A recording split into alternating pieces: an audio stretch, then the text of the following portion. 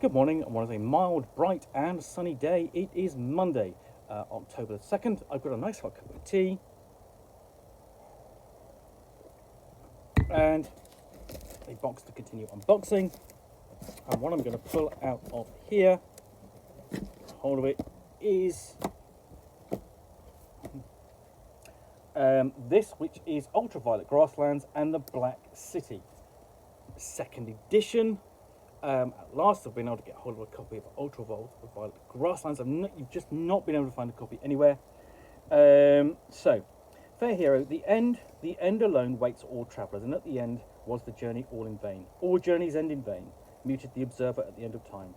Welcome to the role-playing game of heroes tripping through the mythic steps in search of lost time, broken space, and deep riffs. A second edition, more pages for bigger art. So let's open up and find out what we've got inside. So, as I say, I've been after a copy of this for a while, snapped it when I had the chance because the original is impossible to find. So, got a fantastic kind of cover, a sense of mystery there of not knowing quite what that is. But it's placed essentially sort of like, almost if it's being examined to find out what it is. And then we have a table of actions and reactions, sort of like depending upon where the caravan is. Basically, you follow through the table, roll the dice, and then similarly you have a table of, for details things like the well critter, vehicles and mounts, and novel discovery. On the back of the inside pages, inside cover. And then we open up and we got this sort of mysterious kind of vista of wondering quite what is out there.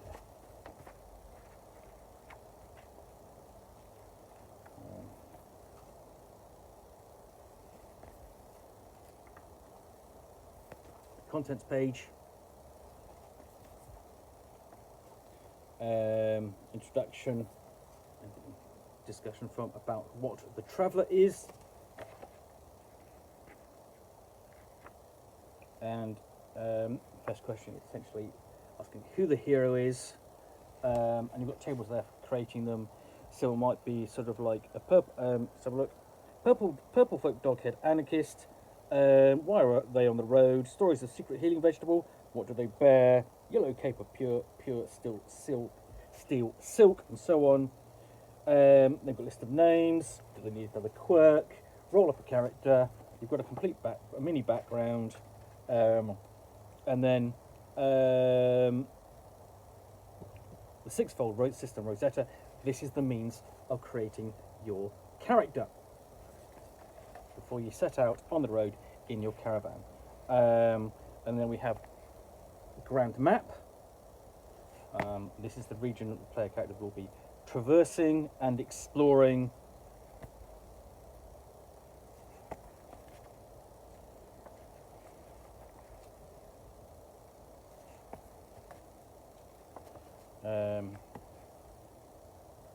And when they get to Violet City,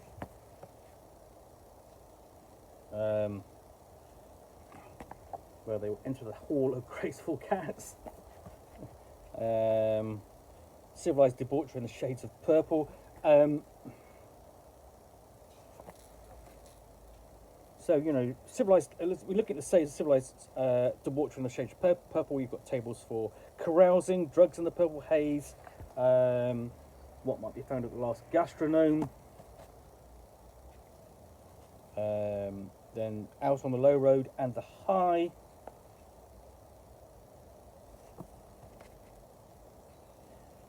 Following a viaduct, what you might encounter out there. Discoveries high and low.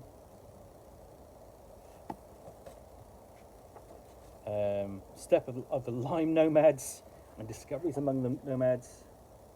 So you've got tables of, particular to a location, like the city of nomads, and you rolling on these as you basically generate content and inspiration for your player characters to interact with, make discoveries at the porcelain citadel. And there you've got it's very it's reminiscent of Mobius in its presentation, and and the style of artwork, where here you might encounter the porcelain princes and their palaces.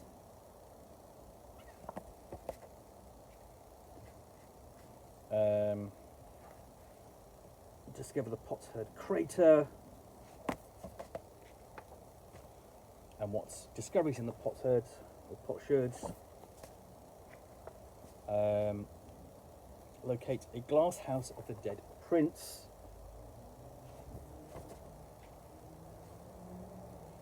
Go on the trail of the Vomish dreams.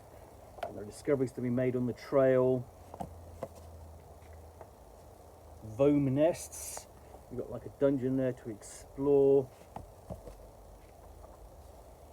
Come across the grass colossus.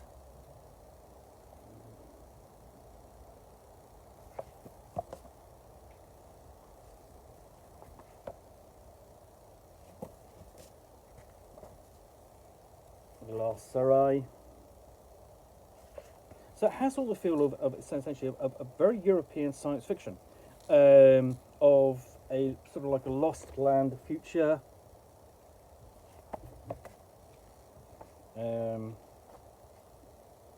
I've got the Waystone graveyard. Discoveries to be made by the Waystone. So whether or not there's actually basically a role-playing system, I think it's likely essentially you've got the means to create the characters, you may provide the mechanics yourself. Discoveries under the face of death. Discoveries in the Alpine Meadows. So just things to be found and interacted with and explored. Fallen Umber. Discoveries in the Umberlands. Cerulean 5 Oasis.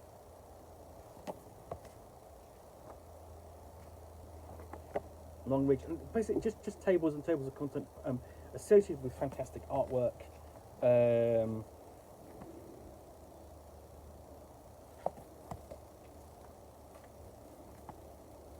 just to carry on flipping through and just showing this to you, it's a lovely looking book. You know, that image is just starkly, you know, Gallic.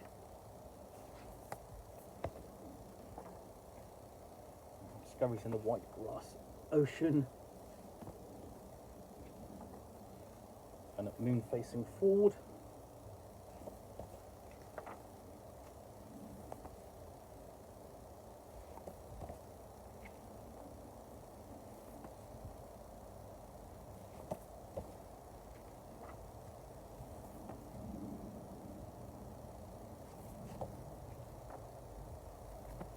And they basically enter the moon, the cold crust of it.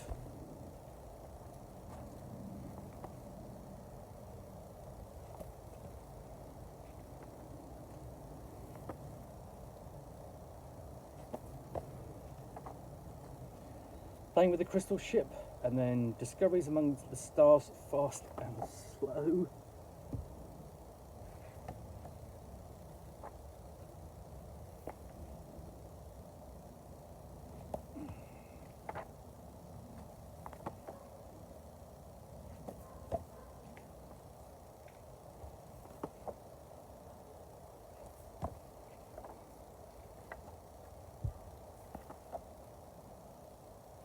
Just an amazing looking book. It's clean, it's clear. You have a sense of wonder and exploration here. You want to, you want to sort of like discover what this artwork means, what it is, interact with it, find out what is there.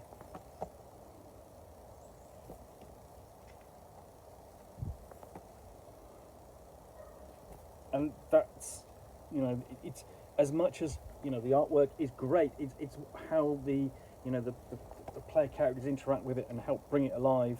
Here we have the retracting trees, the discoveries and refracted. The ribs of the father.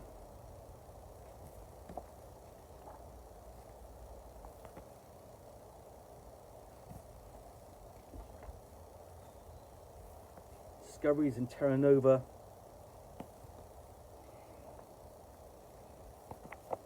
Spectrum Palace.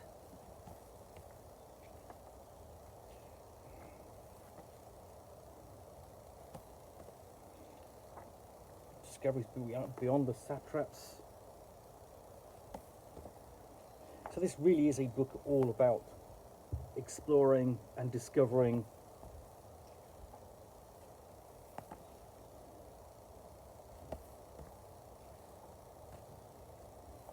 reaching Dead Bridge.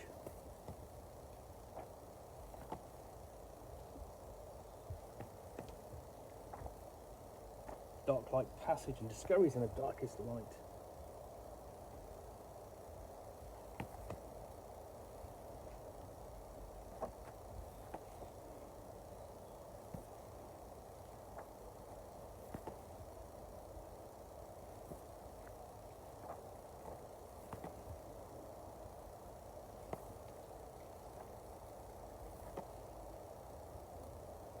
So you're constantly being provided with overviews and then more details, information to be found in these locations.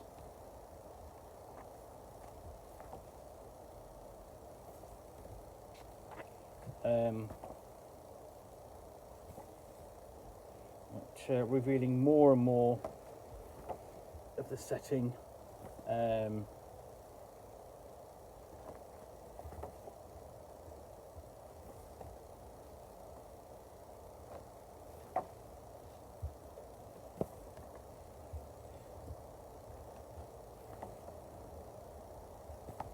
And its weirdness. It has this kind of sort of like end of the world,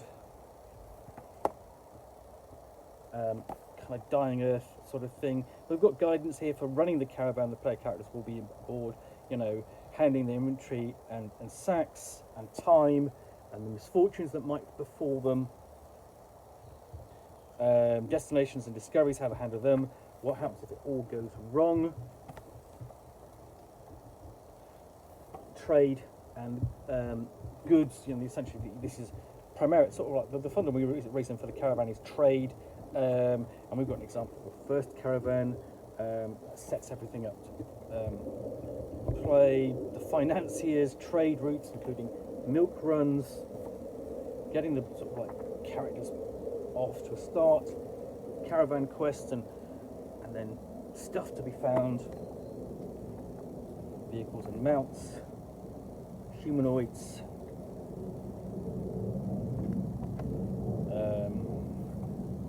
options there, wagons, carts, coaches, all devices that, you know, they will encounter, make use of, transport fixtures and features, gear and services, goods, toolkit, armors, you know, which they can trade for, buy, sell, equip. And same again for weapons, implants and prosthetics, services they can buy, even perhaps perform or sell. Just strange items they can find, and you can easily supplement this with other source material, magics, creatures. You've got an A to Z of the life forms. So there's this bestiary. For example, you've got like a cat lord of the Violet City, a quarterling, a spectrum satrap,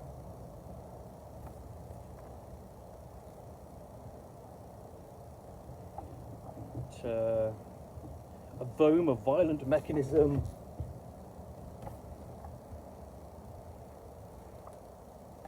then we actually get onto the setting. All this support material just to get to here, where you have other voyagers, other gates,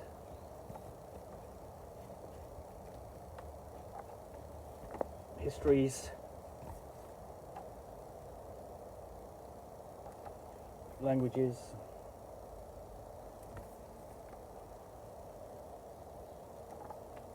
what happens in the event of death, a useful glossary,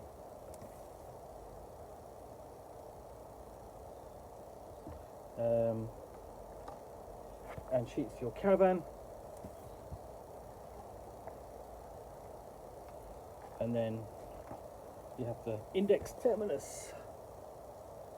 So yeah, I am utterly fascinated by this. You know, this is a role-playing game setting like no other, I think, that feels very non-traditional science fantasy.